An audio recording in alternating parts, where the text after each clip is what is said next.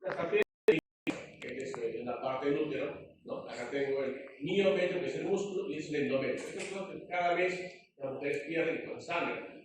Y ahí es donde están las arterias espirales. Esta es la arteria espiral. Acá está, miren, el miometrio, la arteria espiral, ¿no? Cada vez esto se pierde. Pero cuando hay gestación empieza a invadir, es una invasión, ¿no? El feto va a invadir, se come todo en la mamá, porque la mamá que no come está todo flaca, injusta, ¿no? Y si no come, le ve a la mamá, el bebé se come, ¿no? Le quita todo. Entonces, hay una invasión de estas células del trofoblasto y del citoplasma.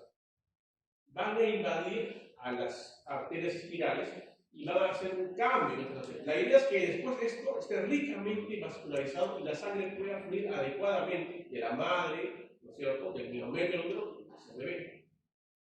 ¿No? Eso es lo normal. Pero va a haber una mezcla de la sangre materna y de la sangre del bebé. ¿No? Entonces, ahí es donde el sistema inmunológico hace que no haya ningún tipo de rechazo. Eso es lo normal. Es lo normal. Para eso es normal.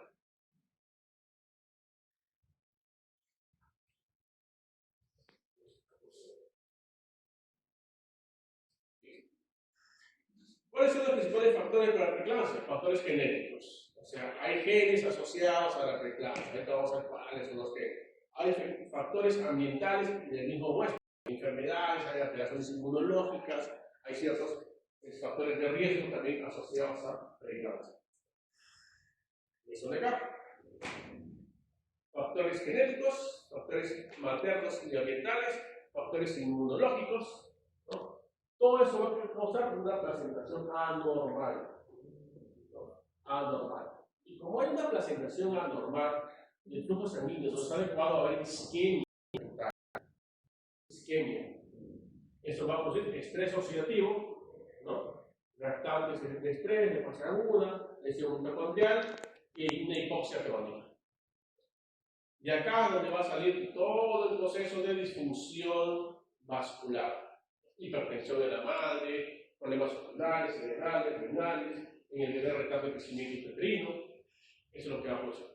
A nivel renal, proteinuria, endoteliosis glomerular, se hincha, los vasos sanguíneos se hincha el endotelio del glomérulo, no va a haber hipertensión, disturbios visuales, convulsiones, síndrome de Helen.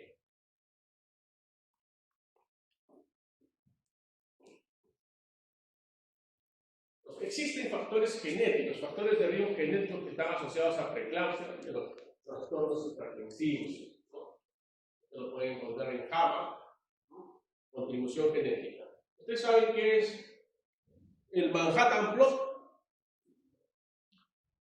Forest Plot. Ah, sí. Eso sí, ¿no? ¿Dónde se ve el Forest Plot? Metanálisis, ¿no es cierto? Es como un arbolito, un gran bosque. ¿Y el Manhattan Plot? ¿Por qué se llama Manhattan Plot? ¿Conoce Manhattan? ¿Por qué está viajando? ¿Conoce el skyline de Nueva York o no? Manhattan, ¿qué hay en Manhattan? ¿Qué hay en Manhattan? Personas. Personas, aparte personas. Estatua de Libertad. Estatua de Libertad. Lo que es que Manhattan. Uno cuando dice Manhattan empieza. ¿En el parque? Ah, en edificios. En edificios. ¿Ustedes han visto esas fotos de Manhattan de noche y ven esos edificios con lucecitas? Por eso le llaman Manhattan Plot, ¿no? Porque dicen, bueno, estos son los genetistas. Los genetistas que estudian genes, como tienen esta distribución de uno más alto, dicen que son como edificios con luces, y le llaman Manhattan Plot. En serio, no estoy bromeando. Se llama Manhattan Plot, ¿no? Y acá miren, ha hecho una metaanálisis, una revisión de todo esto, y se ha visto un montón de genes, están asociados a la preeclampsia. O sea, hay predisposición genética. No todos van a ser preeclampsia, no todos que son hipertensos de preeclampsia. Hay predisposición genética. Un montón. No es uno solo, son varios. Y luego que vamos a seguir encontrando un montón. Entonces, tenemos, recuerden, placentación inadecuada, ¿no? Esa es la parte inicial de la preeclampsia. Ahí la gestante todavía no tiene hipertensión, no tiene nada. Esta es la primera semana, y recuerden que no empezar a partir de las 20 semanas. Pero ya hay una placentación inadecuada, ¿no? Entonces, hay una alteración en el desarrollo de las células espiraladas, eso es lo que queremos. Pero esto está alterado. ¿Esto qué va a producir? un flujo sanguíneo inadecuado a nivel útero placentario, ¿no? Flujo sanguíneo inadecuado. Pues vamos a tener una alta demanda de flujo de sangre, ¿no? Una alta demanda, pero que no va a ser adecuadamente soportada. ¿En qué casos, por ejemplo? Está embarazo múltiples, embarazo molar, ¿no? Acá no es que la placentación haya sido inadecuada, la placentación ha sido adecuada, pero necesito mucha más sangre de lo que puedo brindarle. En ambos casos va a haber una alteración útero-placentaria. La oferta va a ser menor que la demanda, ¿no es cierto? La oferta va a ser menor que la demanda. Entonces, ¿qué va a pasar acá cuando la oferta es menor que la demanda? Va a haber estrés de sentido reprobado. Y acá es donde va a haber un desbalance angiogénico, lo que les digo. Va a haber ciertas sustancias, disminución de ciertas sustancias proangiogénicas, no se van a desarrollar más vasos sanguíneos y sin embargo van a ser proinflamatorios, como SFTL. ¿Quién sabe qué es SFLT1?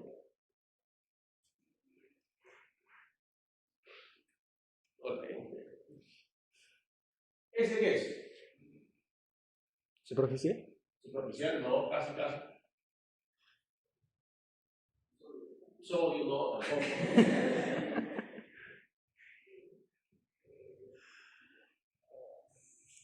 FLT. Es una familia de proteínas, dice la tirosina, similar a la tirosina. Es de soluble, están sueltas. Están sueltas. Esto no debería tener la gestante. Ahorita vamos a explicar por qué es importante esto. Y esto algunos lo gozan. Una gestante que tiene esto alto, tiene alto riesgo de hacer preeclampsia. Esto no debería tener. Porque al estar activado esto, disminuye la angiogénesis, menos vasos sanguíneos, ¿no? Menos circulación, ¿no? Flujo sanguíneo intraplacental y más reacción inflamatoria. Y eso me va a producir una disregulación endotelial. Y todas las manifestaciones que ya hemos estado hablando. Entonces, tenemos primer estadio, subclínico, ¿no? La gestante no tiene ningún síntoma, pero es donde se presenta la pobre placentación, ¿no? Alteración en las arterias espiraladas, reducción de la perfusión útero-placentaria, ¿no? Y ahí van a salir los factores que van a ser antiangiogénicos y proinflamatorios, ¿no? Y ahí, después de eso, ya viene toda la injuria sistémica en la gestante. Pues esto es lo que pasa. La placentación anormal. Factores de riesgo, ya dijimos genéticos, entonces de este Manhattan Plus que ha visto esos genes, ambientales, inmunes, metabólicos, como la diabetes, la enfermedad renal previa, la hipertensión, la obesidad, tabaquismo, ciertas enfermedades inmunológicas como el lupus, ¿no? Todo eso son factores de riesgo. ¿Qué va a producir eso? Una alteración en la hipertensión del trofoblasto, el sentido trofoblasto. ¿Qué voy a tener? En vez de tener un buen flujo sanguíneo, buenas arterias espiraladas, van a ser chiquitas, ¿no? Vasoconstrigidas, y no va a haber buenos flujos sanguíneos. A la larga, ¿qué va a producir? Isquemia, hipoxia placentaria.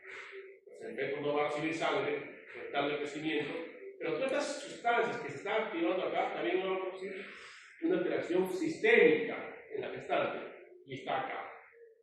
Esto es. Normalmente yo debo tener factor de crecimiento placentario. Normalmente yo debo tener factor de crecimiento endotelial. Eso debo tener yo normalmente en la gestante. Esto va a hacer que yo produzca buenos vasos sanguíneos, que haga una buena transformación de los vasos espiralados.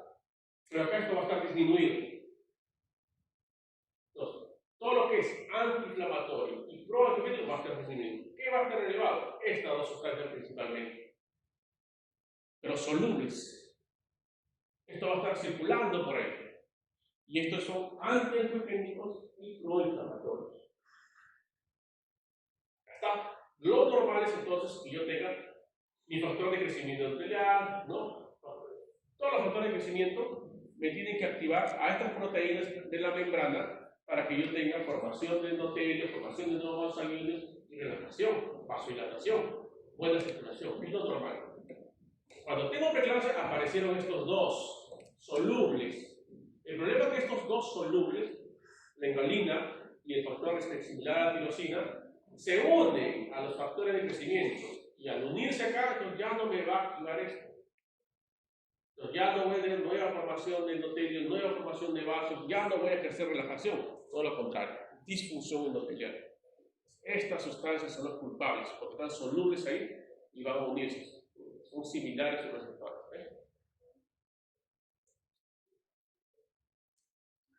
Acá nuevamente, placentación normal, la arteria espiralada, bien dilatada, bien implantada el trofoblasto, el sencillo trofoblasto, buen flujo sanguíneo. Alteración en la implantación del sencillo trofoblasto, la arteria no está dilatada y el flujo sanguíneo está disminuyendo, o sea, hay isquemia crónica. Acá mis factores de crecimiento, trofoblástico, factor de crecimiento placentario, factor de crecimiento endotelial, sí se unen a los receptores que me van a producir esta cantidad de vasos sanguíneos. Acá no. ¿Por qué no se unen? Porque acá tengo los solubles, ¿no? La endocolina y el factor similar a tirosina, solubles, que se unen antes, entonces por lo tanto no permite que me active esta acá. Entonces no hay buena formación de vasos sanguíneos. Ese es el problema. Y al final tengo, en vez de tener unos vasos sanguíneos acá bien transformados, buen flujo sanguíneo, ¿no? Que se haya implantado muy bien en el trofoblasto, no tengo. Sacar isquemia. No hay buena circulación útero-placentaria. Retardo de crecimiento uterino. Y acá, después de esto, va a haber injuria renal y todo lo demás que le pasa a la gestación, ¿no?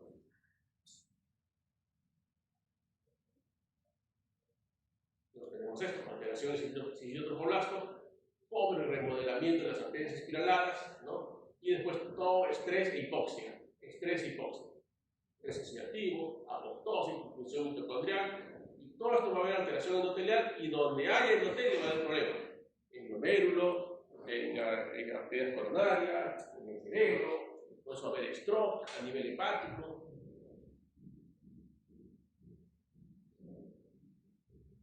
¿Qué se dio durante la pandemia del COVID? Pacientes con COVID, gestantes con COVID, se vio o se sospechaba o se pensaba que tenían preeclampsia, ¿no? Se sospechaba o se asociaba a preeclampsia. Entonces, ¿qué se vio en el COVID? Pues el COVID sí sabe, ¿no? Ha sido bastante todo. ¿Se acuerdan, no? La enzima convertidora de angiotensina 2, ¿no? Las proteínas spike que tienen el COVID y se usan las enzimas convertidoras de angiotensina. Entonces, la ECA2, ¿ah? No es donde actúa captopril, es la ECA2, su primo hermano. ¿Okay?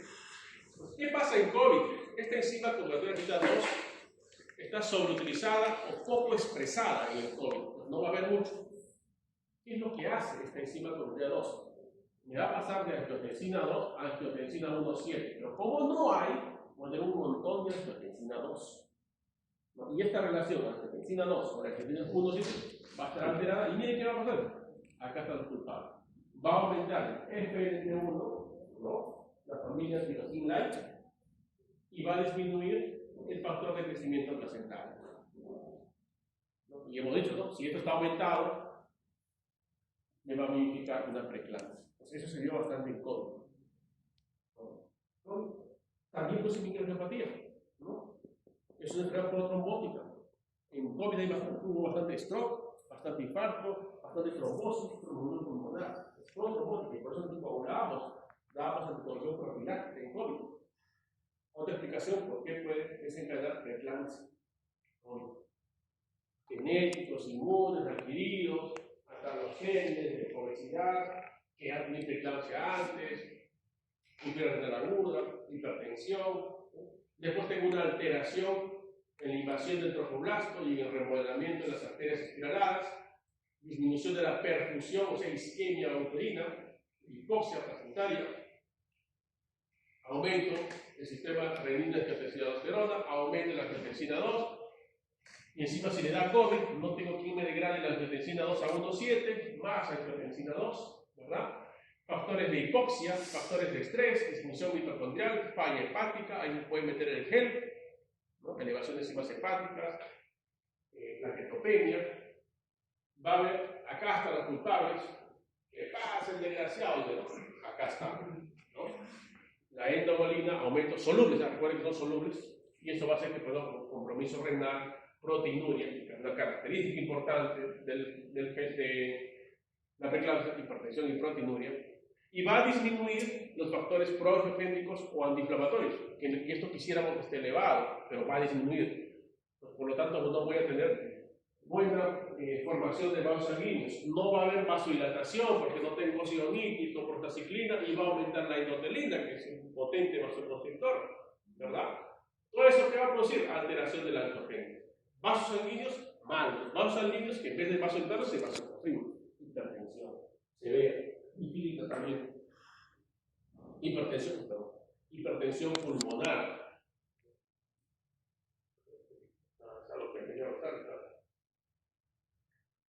Hipertensión pulmonar, edema agudo pulmonar.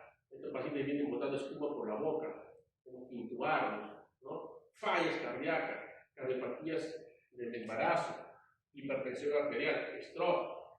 Es lo que vamos a tener. Microangiopatías, trombocitopenia. Todo eso está en el libro.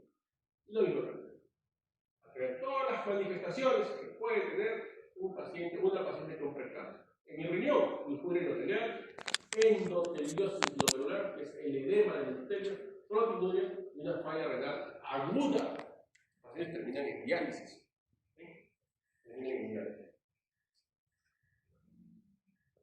A nivel cardiovascular, el corazoncito, ¿qué va a pasar en el corazón? Es un corazón normal, ¿no?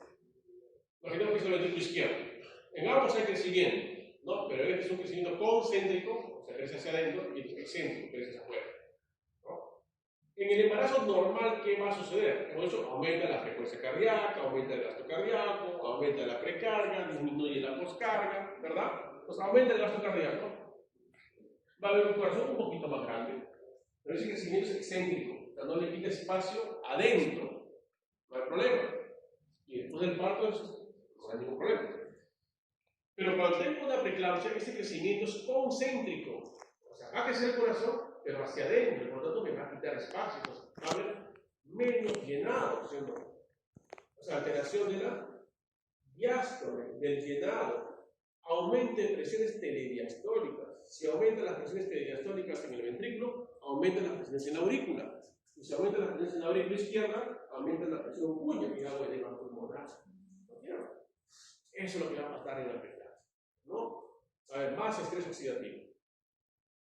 Y todo. Al final, la prolastina de 23 kilodaltons, ¿no? Va a pasar a prolastina de 16 kilodaltons, y esto es lo que va a producir todo lo que explico. ¿No?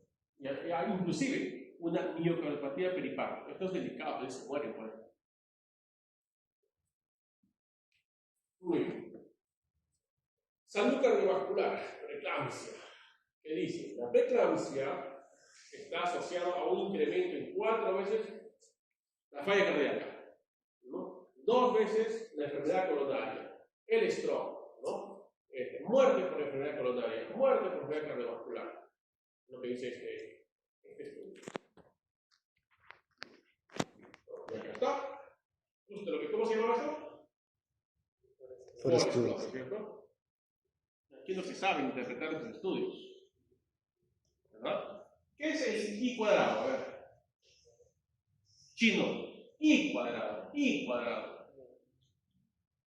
En un metaanálisis. ¿Qué es metaanálisis? Esta es la parte estadística de una revisión sistemática. ¿Quién de ustedes pertenece al grupo de investigación de esa jornada? ¿No tienen, no? ¿O ya no? Especial, ¿no? Aquí en el mundo, acá tienen que hacer investigación, chicos. Ya, doctor. No llegó a ese nivel. Él lo señala. Tampoco. No me acuerdo. Por eso que Cayetano, investigación, nos saca la mugre, pues, ¿no? Tiene que ver. Cuando uno compara varios estudios, porque ¿qué es una revisión sistemática? A ver, concepto. ¿Qué es una revisión sistemática? Recuerden que los metaanálisis van de la mano con las revisiones sistemáticas, aunque no es lo mismo, ¿no? El metaanálisis es la evaluación estadística de una revisión sistemática. ¿Pero qué es una revisión sistemática? El nombre de revisión sistemática. Entonces, cuando van a exponer un tema, ¿qué hacen? Una revisión de temas. Buscan, ¿no? A ver, pásame este artículo, buscan 3, 4 artículos y ahí hacen su resumen. ¿Es una revisión sistemática? No. Una revisión simple. Es más, ustedes van a buscar artículos de revisión, ¿no? El resumen de todo. son revisiones narrativas. Esas revisiones que tenemos son revisiones narrativas. Que si que alguien, con ganas de hacer, buscó 20, 30 artículos, es un resumen de eso, perfecto. Una revisión narrativa. Pero una revisión sistemática, lo que busca es toda la información disponible sobre un tema, toda. No 10, 20 artículos, todo. Y por eso que buscan 15.000 artículos, 30.000 artículos. Y tienen una estrategia de búsqueda para que precisamente no se les pase artículos. Y si a ver, yo quiero revisar uso de aspirina en preeclampsia. No se responde a una pregunta tipo, ¿no? Van a decir que es un problema, población, no una intervención, un control y un outcome. Yo quiero saber, a ver, el uso de aspirina en preeclampsia. ¿Cuál es mi estrategia de búsqueda? O sea, ¿qué palabras voy a usar para buscar? ¿Dónde voy a buscar esto? En PubMed, en Times. Hago mi estrategia. ¿Qué palabras voy a usar? Mi tema. Hago toda mi búsqueda y me salen 15.000 artículos. No voy a poder leer los 15.000 artículos, ¿no es cierto? Pues después tengo que empezar a filtrar. ¿Qué artículos voy a considerar? ¿Qué artículos no voy a considerar? ¿No? Al final me quedaré con, como en este caso se han quedado con 1, 2, 3, 4 artículos, 1, 2, 3. Se quedan así con 4, con 5, con 10, de 15.000. Entonces, en una revisión sistemática, ustedes buscan información, toda la información posible sobre una pregunta, link. No es una revisión pequeñita. Y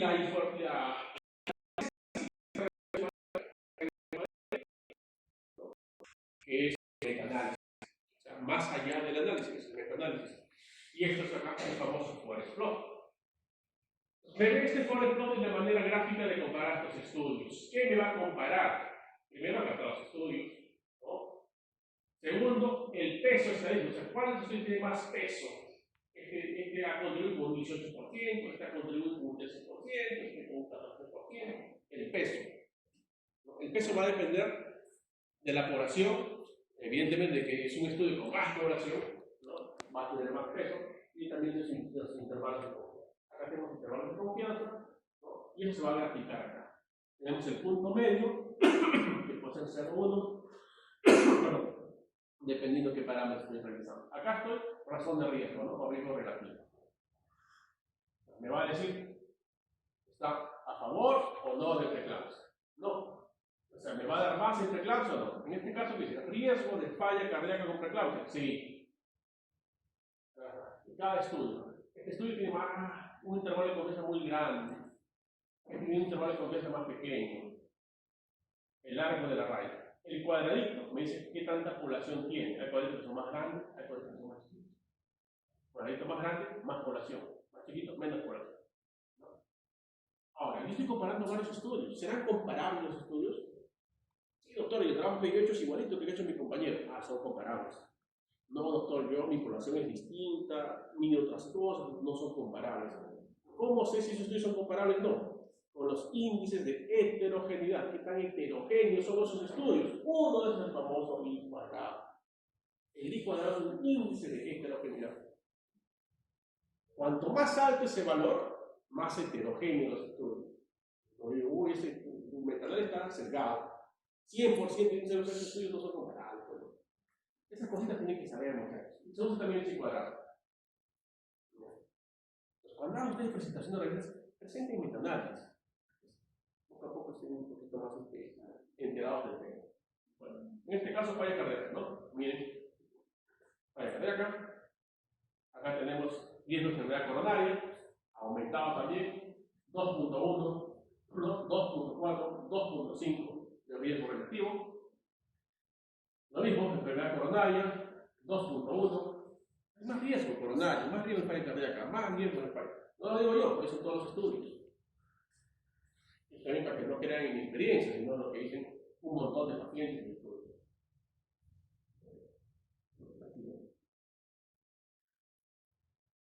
Eso es lo vemos. Todos esos grafiquitos son de ese estudio. Cómo va aumentando, ¿no? Bien. Hemos hablado de los signos y síntomas de preeclampsia. Cefalea, si convulsiona, eclampsia, pulmones, disnea, desaturando el paciente, pongan el pulsosímetro al paciente, ¿no? Va a estar con tos, le escuchan crépito, no puede estar botando espuma por la boca, le toman una radiografía. No existe ese trimestre, no pasa nada. Edema pulmonar, dolor, si vienen con dolor en el hipocondrio derecho, cuidado que pasa una ruptura hepática, se mueren estos pacientes sangrados, ¿no? Shock, paciente hipertenso, que ustedes están manejando por preeclampsia y les duele el hipocondrio derecho, piensen en eso, se muere el paciente. Hemólisis, gel, incuria renal aguda, oliguria, hematuria, paciente termina en diálisis, ya el bebé hay que estar viviendo, ¿no? Porque esta placenta se envejece rápido. No hay buena circulación, hay hipóxido, retardo de crecimiento uterino, de repente hay que adelantar el parto. Y a nivel de la madre y su rinoceronte, que va a haber, lo que les había dicho, la endotelidosis glomerular, se hincha, es un engrosamiento y edema en las células endoteliales. Eso se ve en la gestante. Endoteliosis glomerular. Cuidado que pregunta el examen. ¿Cierto? Cuidado, probar con esto, ojalá con esta pregunta.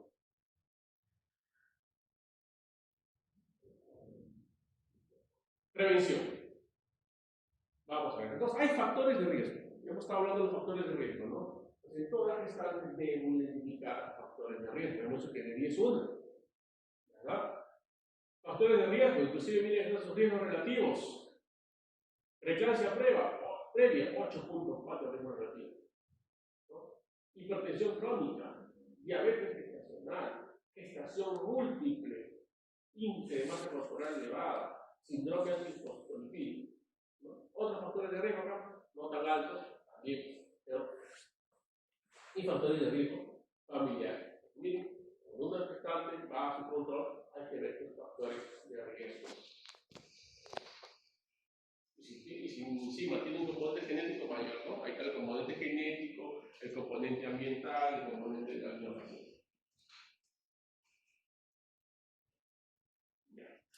Factores de riesgo, ¿no? Para preeclampsia determinados en el embarazo temprano. Otra revisión sistemática y metaanálisis. ¿Qué me dice? Dice, y sabe inglés, ¿eh? Inglés tiene que saber. A mí me enseñan a responder en inglés también.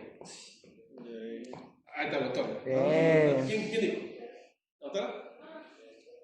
Sí, porque tienen que saber inglés. Tienen que saber inglés. Ya dijo que ya. Tienen que saber inglés. Está perdiendo que no. ¿Quién sea? Está facilito, ¿no? Sí. Hay varios factores de riesgo en la práctica clínica que pueden ser solos o en combinación, pueden implicar mujeres en la gestación temprana que están en alto riesgo de preeclampsia.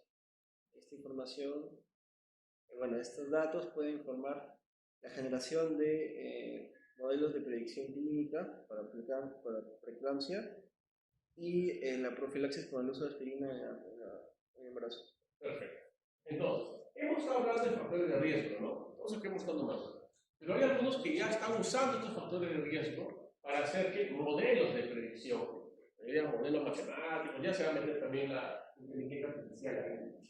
Porque a mí se me puede pasar, de repente pregunto, no me parece. Pero esos datos, cuando yo lo meto a un modelo, me puede predecir el riesgo de preeclampsia. ¿Y por qué es importante tener tratamiento de la preeclampsia? El terminar el embarazo. Sí. Pero ¿qué pasa si mi paciente tiene 12 semanas de gestación? No voy a terminar la gestación de las 12 semanas. Y le hago un modelo predictivo y dice, tú tienes alto riesgo de preeclampsia. ¿Qué podría hacer? Si recién tiene 12 semanas. Observación. ¿Me hablas hoy cuando estás embarazado? No, no. Profilaxis. ¿Cómo profilaxis? ¿Con qué?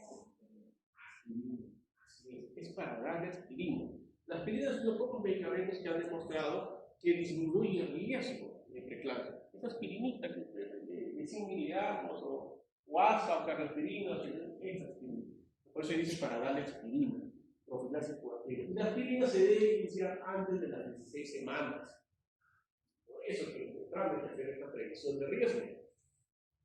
¿No? ¿Ya termina? Factores de riesgo, todo lo que hemos estado viendo. Lupus, nulliparidad, la edad de la gestante, abortos previos, enfermedad renal crónica, todos estos factores de riesgo. ¿Qué vamos a ver acá? Los celestitos, se ve colina, no sé. Son mujeres y factores de riesgo, y celestitos mujeres con factores de riesgo. Y miren la diferencia, quiénes le van a hacer más preeclampsia, ¿no? Los que tienen, a ver, factor de riesgo retardo de crecimiento uterino, casi el doble. Una persona que tuvo retardo de crecimiento uterino, casi el doble tiene riesgo de tener preeclampsia. ¿Dónde hay más diferencia? Miren acá, esto de acá. La prediabetes gestacional, ¿no? La preeclampsia previa, miren la gran diferencia entre el que tuvo y no tuvo preeclampsia. La hipertensión crónica, el que tuvo, ¿no? Síndrome antifosfolipídico, ¿no? Y acá está. Los riesgos relativos, ¿cuál es más alto? Acá. La preeclampsia previa. El que tuvo preeclampsia previa, 8 veces más riesgo que el que no tuvo. 5.1, el que es hipertenso crónico ya de por sí. 5 veces más riesgo que el que no es hipertenso. 3.7, la prediabetes, diabetes gestacional, ¿no? Estos datos, con estos datos se hacen modelos predictivos. Ahora, si le doy o no le doy así, ¿no? Y acá está. Comparación de tasa de detección en el primer trimestre de un screening para preeclampsia con una tasa de falso positivo de 10%, ¿no? O sea, puedo equivocarme 10%. ¿Qué vamos a ver? Modelos de screening. Solamente factores maternos, todo lo que hemos visto, ¿no? Me voy a preguntar esos factores maternos. ¿Los tendrá? ¿No los tendrá? ¿No? ¿Cuál es la tasa de detección de preeclampsias antes de las 34 semanas? 48%. Antes de las 36 semanas, 41%. Más de las 36 semanas, 30%. Mucho, ¿no? Pero si además de los factores de riesgo, ¿no? Yo le mido la presión, ¿no? Y está hipertensa, miren, aumenta. Pero si además de los factores de riesgo y la presión, ¿no es cierto? Yo le mido el índice de pulsatividad uterina, o sea, le hago un ecodoppler, ecografía Doppler, para ver cómo están las arterias uterinas, ¿no? Y a ver cómo está. El índice de pulsatividad se usa para varias patologías, ¿no? Se usa para ver hipertensión portal, se usa para ver isquemia cerebral, se usa en el útero, para ver cómo están las arterias, si están dilatadas o no. ¿No es cierto? Cuanto más resistencia hay, o sea, más vasoconstricción, alteración del índice de pulsaciones. Eso es lo que el ginecólogo. Hay tres cosas. Miren,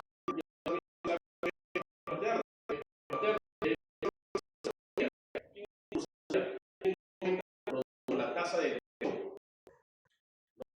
Y si yo le voy a dosar factores de crecimiento, está abajo el factor de crecimiento, ¿recuerda cómo dijo?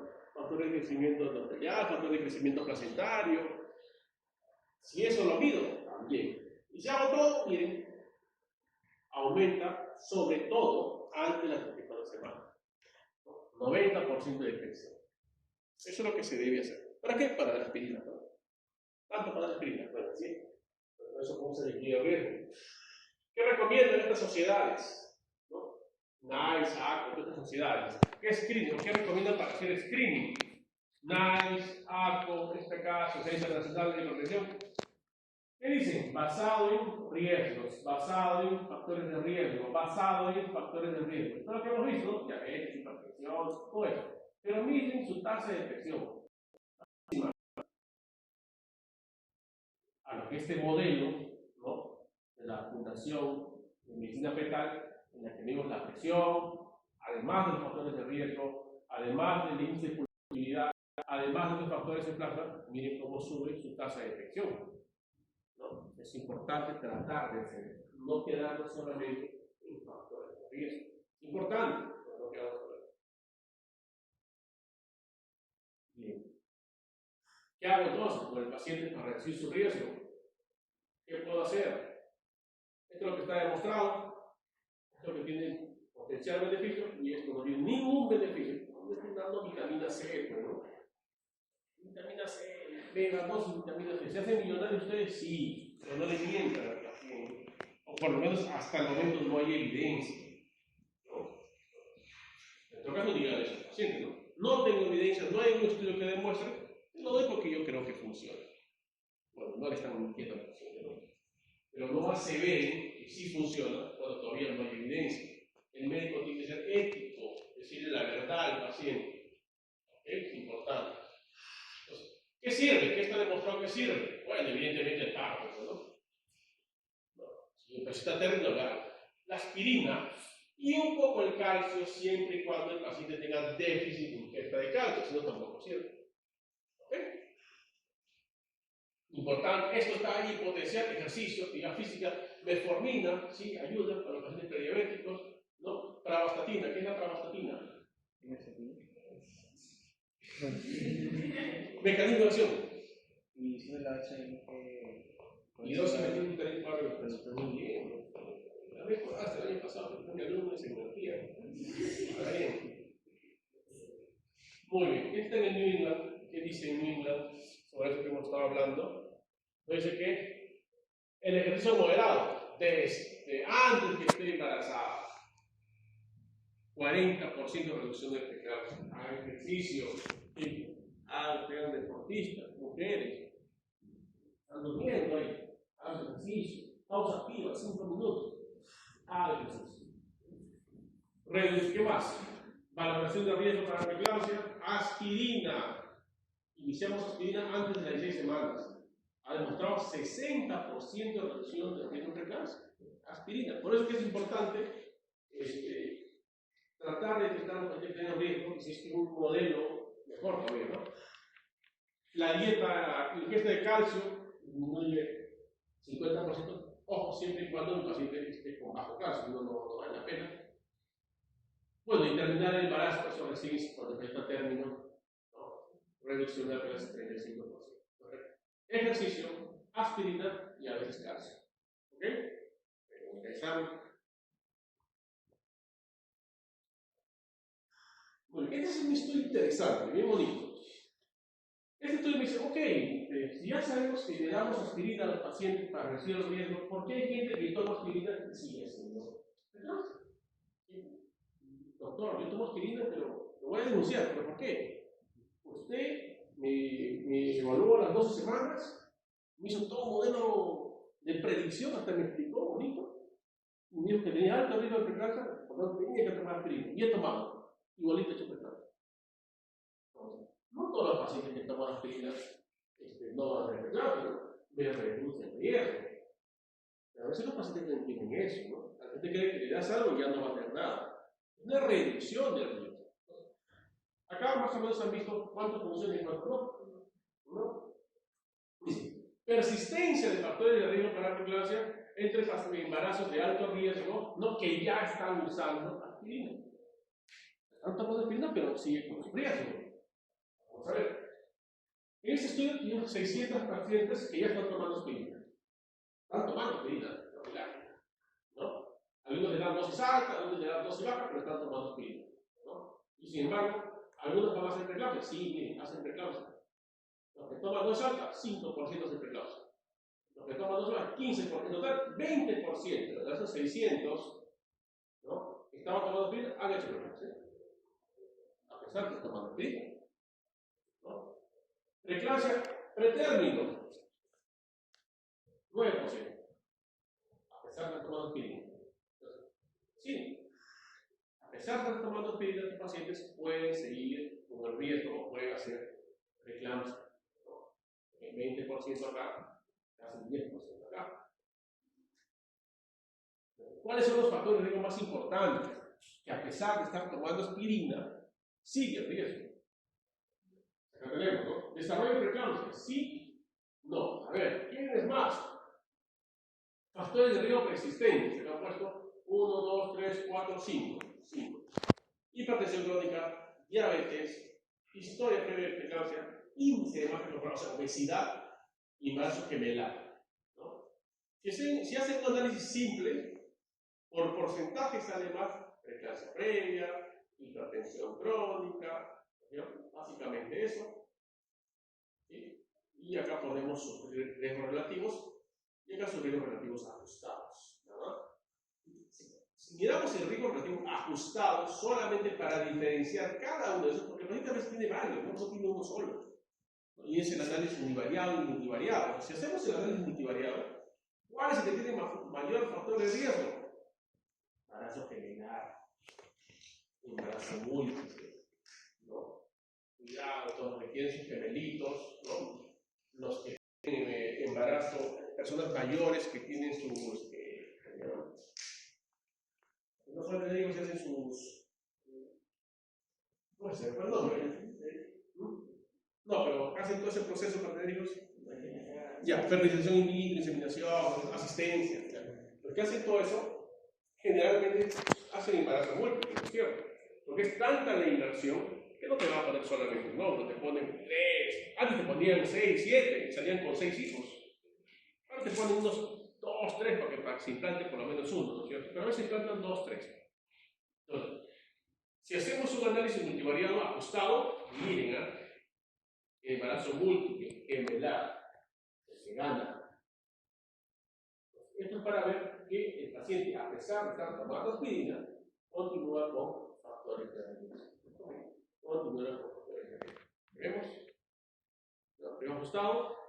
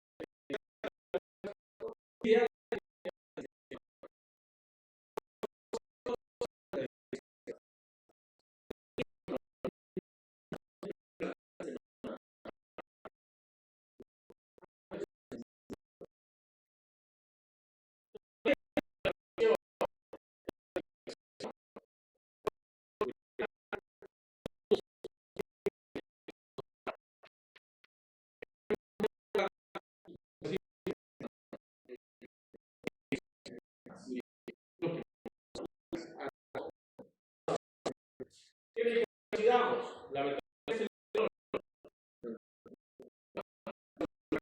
selectivo.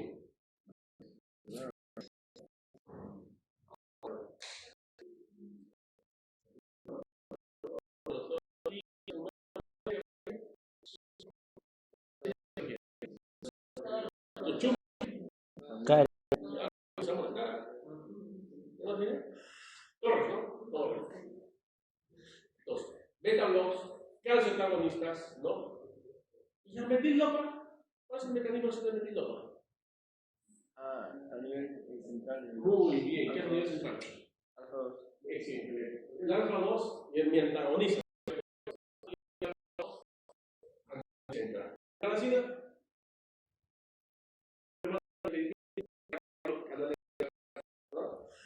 Eso sí puedo usar. Eso sí puedo usar. ¿Qué tenemos nosotros a la mano? La betalol endovenoso sí tenemos felizmente para las emergencias hipertensivas tenemos la betalol endovenoso. Nifedipino sí tenemos vía oral. Metildopa vía oral tenemos. Ralacina endovenoso no tenemos. Estos tres sí. No le vamos a estar dando enalaprilato, enalapril, no le vamos a estar dando nitroglicerina. ¿Cómo será?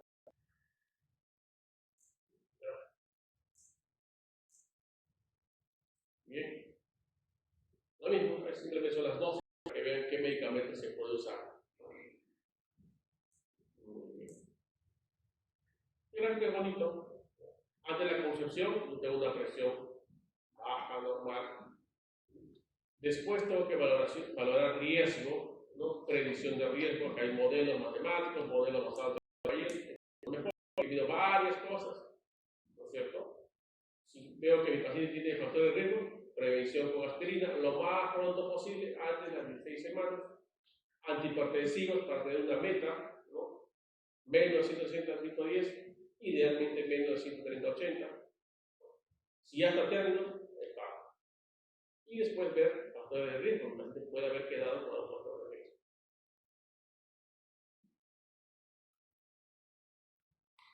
¿Qué pasa si el paciente con se llama eclampsia? Este paciente con eclampsia puede ser eclampsia, convulsiones. Recuerden que tiene un problema vascular a nivel cerebral también. Pues una hemorragia cerebral, o puede tener isquemia cerebral, o convulsiones, eclampsia. ¿Qué le doy? sulfato de magnesio. Acá, el tratamiento de primera línea es sulfato de magnesio, no son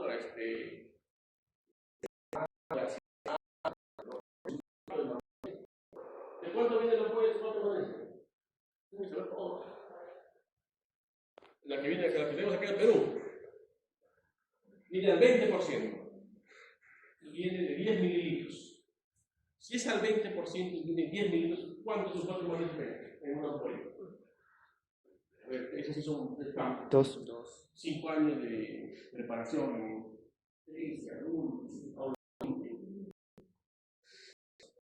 2 años, ¿no?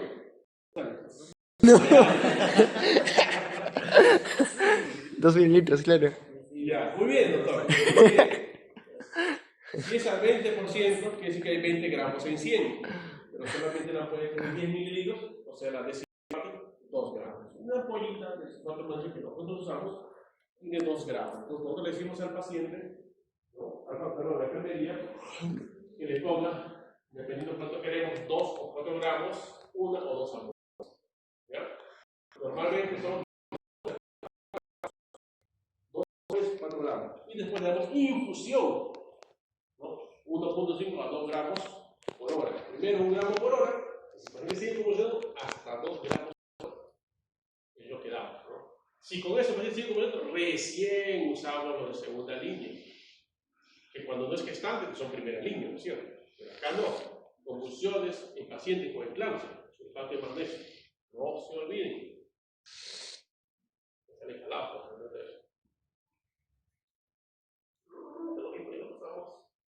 Esto para que lo vean ustedes, simplemente tenemos el paciente de Seguro Social. Y acá trabajaba el doctor Moringa. No sé si era trabajando. Ese instituto de Seguro Social valida todo. Es que, mira, yo he encontrado un nuevo tratamiento, ese famoso robot quirúrgico que está de moda ahorita, en el 2 de mayo, el robot quirúrgico. Hace un estudio para ver si vale la pena, ¿no? Primero, cuánto cuesta. Después, va a operar mejor que el cirujano, tiene menos complicaciones, es más rápido. Vale la pena invertir. O sea, cualquier tratamiento nuevo que va a entrar al seguro, lo evalúa bien. Y saca sus protocolos de manejo, ¿no? Y solamente con los medicamentos aprobados. ¿No? Ahí están todos los que son epidemiólogos, investigadores, todo lo que tenemos que tratar. Ya lo ven ustedes, ¿no?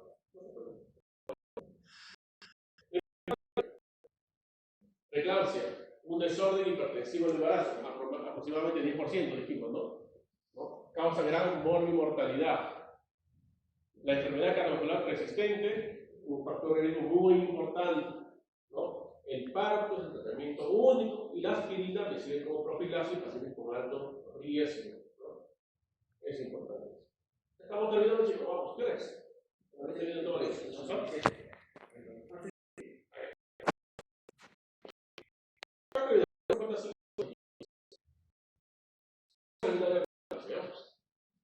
Algunos tips sobre infecciones en embarazo. Normalmente la bacteria no se trata en cualquier persona, pero en el embarazo sí. ¿Qué es la bacteria sintomática?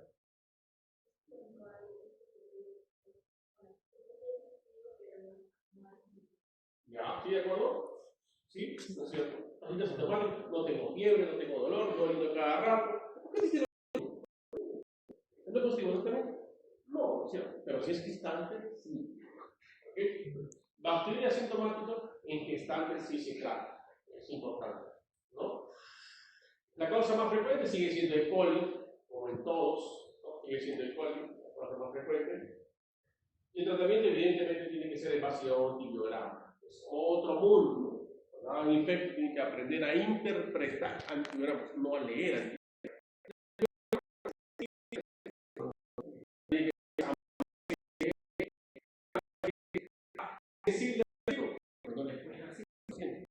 porque tiene resistencias inducidas. Es decir, que ese paciente después te va a hacer resistencia, o tiene resistencias cruzadas, ¿no? No simplemente leer, ¿no? Hay que saber interpretar. ¿Ya? Cuando vean infectos con el doctor Marcos, el doctor Leonel Martínez, son casos en eso. Fracaso renal agudo, les comenté que era un poquito más difícil, ¿no? Hacer el diagnóstico de regresión renal aguda, fracaso renal agudo, porque de por sí la filtración está aumentada, ¿no? De por sí sus niveles de creatinina están un poquito más bajos, entonces no hay consenso en eso. De por sí el riñón es un poquito más grande, se hincha, ¿no? De por sí el proteinuria. Entonces, ¿qué nos puede dar acá? Los nuevos biomarcadores. ¿Cuál es el hablé de los nuevos biomarcadores? Como 50 de nuevos biomarcadores en gas, estatina, molécula de líquido renal 1, ¿no? Eso nos puede ayudar.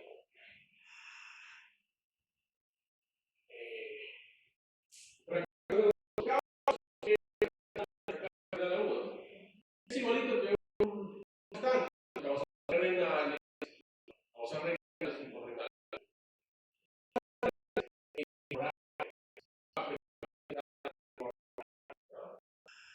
Y por causas hormonales, o por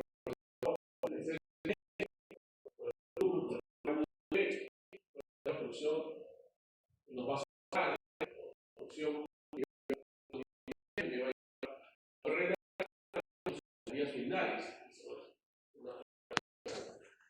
Y las renales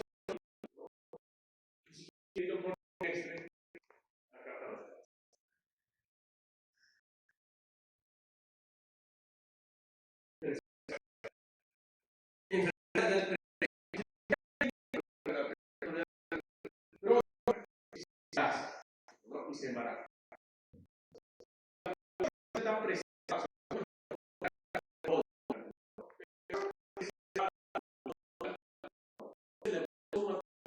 similar a una gente que no tiene enfermedad renal, simplemente preservar su renal. Entonces, que la insuficiencia renal crónica disminuye la fertilidad, no quiere decir que no van a salir embarazadas, cuidado.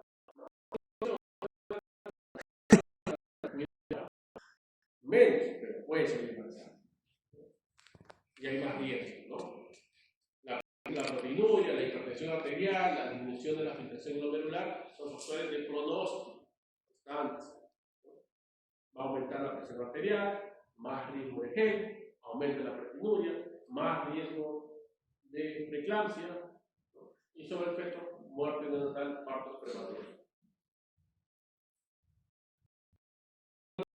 Diabetes, hay 6% de las gestantes tienen diabetes, ¿no?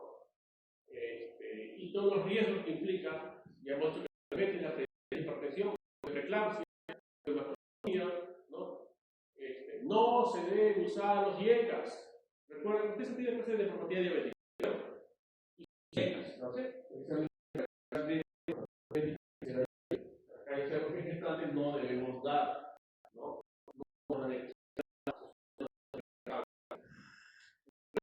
Los diabéticos que están en valores más bajos de glucosa, porque tienen proteinuria.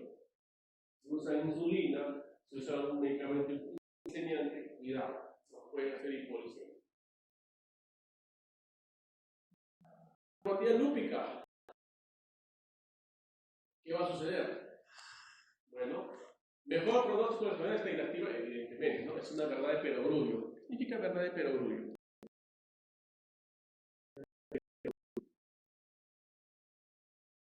El remedio, ¿no? Hecho,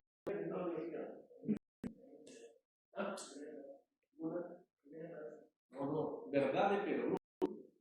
Significa verdad de perogrullo. Es una verdad evidente que no hay necesidad de volver a decirla.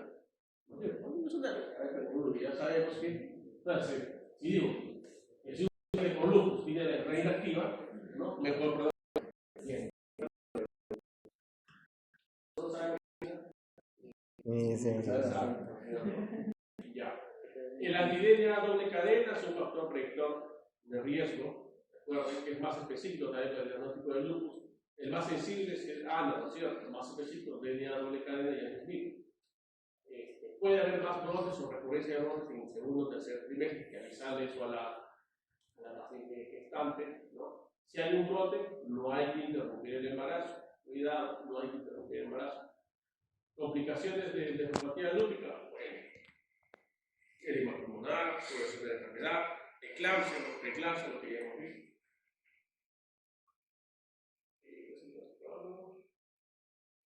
En tratamiento en el embarazo podemos continuar con estos fármacos, menos con ciclofosfamida, micofenolato, ¿no? Con malformaciones, lo demás sí podemos dar, no hay problema con corticoides, proteínas, orina, tacrolimus, no hay problema.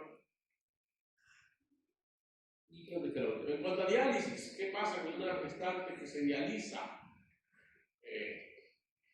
Está descrito el primer caso de gestante que se realiza en el año 71, con mi historia. La fertilidad está muy reducida en la gente que se dializa. Decíamos que el riesgo de enfermedad renal crónica estaba reducido, pero los que se dializan está más reducido también, ¿no? La fertilidad. Bien bajito, bien bajito. Pero igual, pues, cuidado.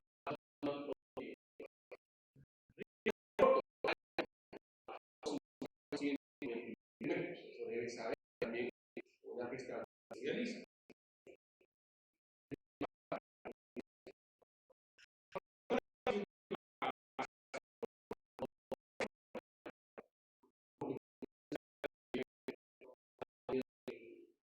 Supervivencia fetal. Vamos a aumentar el parto prematuro. Y casi que la última acá. Ahí acabamos.